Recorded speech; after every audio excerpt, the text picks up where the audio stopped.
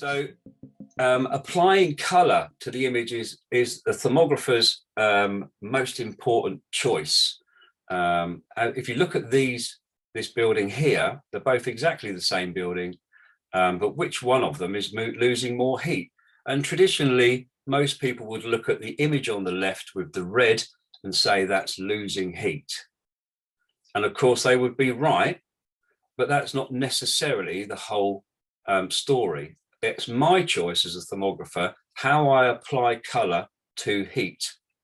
And I can make whatever I like look red. Red doesn't necessarily mean it's the hottest in the scene.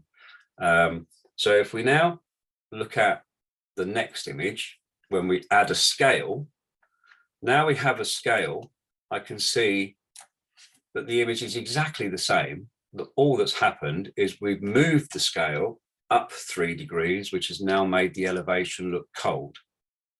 So again, this is something that you have to learn about infrared. When you put your images together, it's your choice to scale the image correctly. And there's all sorts of reasons why we make sure we have the same scales for outside, and we have the same scales for inside, so we can detect different temperatures. We shouldn't be allowing the camera to auto-select a scale, because every image you take will have a different scale based on the hottest pixel and the coldest pixel in the scene.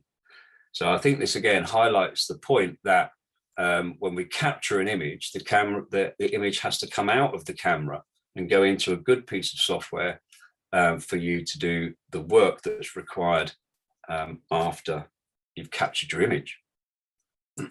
We would call that stage thermal tuning, and it means to control the image with range, level, and span.